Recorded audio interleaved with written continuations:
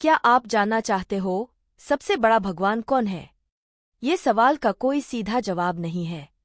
ऐसा इसलिए क्योंकि भगवान का अस्तित्व ही एक है। बस हम उन्हें अलग अलग रूप में पूजा करते हैं। हम सभी ईश्वर यानी भगवान की रचना हैं। हम इंसानों की सबसे बुरी लेकिन सबसे अच्छी बात यह है कि एक तरफ तो हम ईश्वर से डरते हैं और दूसरी तरफ हम ईश्वर की भक्ति करते हैं। इसी डर और भक्ति के बीच एक ऐसा सवाल है जो बार बार लोगों के मन को झंझोड़ कर रख देता है। अगर आपने कभी यह सर्च किया है कि गूगल सबसे बड़ा भगवान कौन है, तो आपको उसका जवाब यहाँ मिल जाएगा। हिंदू धर्म में कई भगवानों की मान्यता है, लेकिन बहुत कम लोग जानते हैं कि इनमें सबसे बड़ा भगवान कौन है। मुख्यतः 3 भगवानों को सबसे बड़ा माना जाता है, जैसे भगवान शिव, भगवान विष्णु और भगवान ब्रह्मा। लेकिन जब कोई यह सवाल पूछता है कि तीनों में बड़ा कौन है, तो जवाब देना मुश्किल हो जाता है। हिंदू धर्म में कौन है सबसे बड़ा भगवान? कोई भी सवाल का जवाब देने से पहले जरूरी होता है उस सवाल को अच्छे से समझना, क्योंकि हम बिना सवाल को समझे ही किसी भी सवाल का उल्टा सीधा जवाब देने लगते हैं, फिर चाहे उस सवाल में ही गलती क्यों ना हो। आप पूरा सवाल जाने बिना कैसे कह सकते हो कि कौन सा भगवान सबसे बड़ा है?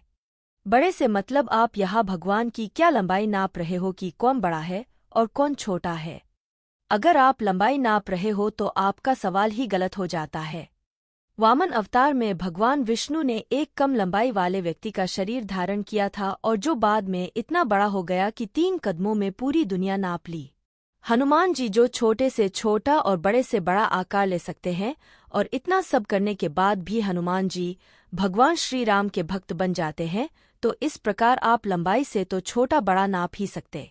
अगर आप भगवान की उम्र से छोटा या बड़ा नाप रहे हो तो भी आपका सवाल गलत हो जाता है, क्योंकि भगवत गीता में श्री कृष्ण कहते हैं, ऐसा कोई समय नहीं था जब मैं नहीं था और तुम नहीं थे, और ना ही कभी ऐसा समय होगा जब हम दोनों ना हो।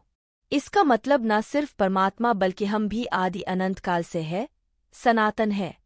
इसलिए उम्र के आधार पर शरीर को छोटा बड़ा तो नाप सकते हैं, लेकिन उस परमात्मा, उस ईश्वर का कैसे पता लगाओगे जिसने इस शरीर को बनाया? 12। अगर आप भगवान की तुलना शक्ति या ताकत के आधार पर करना चाहते हो तो रामायण में भगवान विष्णु जी के अवतार भगवान श्री राम भगवान शिव की पूजा करते हैं, लेकिन जब भस्मासुर को हराने की बात आती है तो भगवान शिव खुद भगवान विष्णु जी से सहायता लेते हैं। तो अब कैसे निर्णय लोगे कि कौन है सबसे ज्यादा शक्तिशाली? इसलिए अगर आप इस तरह के सवालों में पड़ोगे तो जाहिर है आप उलझ जाओगे और आपकी उलझन का फायदा कोई और उठा ले जाएगा। इसलिए जब भी कोई आपसे उल्टे सीधे सवाल पूछे तो पहले जरूरी है कि आप उसके सवाल के ऊपर उससे कुछ और सवाल पूछे, जिससे मालूम हो सके कि वो जानना क्या चाहते हैं। इस तरह के सवाल, ये छोटे बड़े की तुलना, ये सब इंसानों के तुच्छ दिमाग की देन है।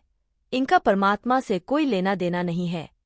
इस सबके बाद भी आपके मन की संतुष्टि के लिए और आपकी जिज्ञासा की प्यास को बुझाने के लिए इसका सरल सा जवाब आपको बता देते हैं। ऋग्वेद में बोला गया है कि एक सद विप्रा बहुधा वदंती, अर्थात सत्य एक ही है जिसे ज्ञानी लोग अलग अलग तरीके से प्रकट करते हैं। इसका उदाहरण भी भगवान श्री कृष्ण गीता में देते हैं, जब वह अर्जुन को पूर्ण रूप दिखाते हैं, जिसमें उन्हें पूरी सृष्टि भगवान से ही निकलती हुई और भगवान में ही समाती हुई नजर आती है, अर्थात सृष्टि के रचयिता भगवान ब्रह्मा, सृष्टि का पालन करता भगवान विष्णु और जरूरत पड़ने पर सृष्टि का विनाश करने वाले भगवान शिव, तीनों एक ही है। इसलिए स्वामी विवेकानंद जी के गुरु श्री रामकृष्ण परमहंस जी कहते हैं, भगवान के असंख्य रूप हैं, असंख्य नाम है और उन्हें पाने के असंख्य मार्ग। तुम जिस रूप और जिस नाम से उनकी सच्ची भक्ति करोगे वो तुम्हें उसी तरह प्राप्त होंगे। यही वजह है कि सनातन में इतने भगवानों का विवरण है, क्योंकि हर व्यक्ति का अपना अलग व्यक्तित्व और अलग गुण होता है। इसलिए आप भगवान के जिस रूप के साथ भी ज्यादा अच्छे से जुड़ सके, ज्यादा अच्छे से उनमें रम सके, उसी रूप में उनकी भक्ति करनी चाहिए और वो उसी रूप में उसे प्राप्त होंगे, क्योंकि जो ईश्वर हम सबको तरह तरह के रूप देने वाला है, उसके लिए अपने सच्चे भक्त के लिए कोई भी रूप धारण करना एक मामूली बात होगी।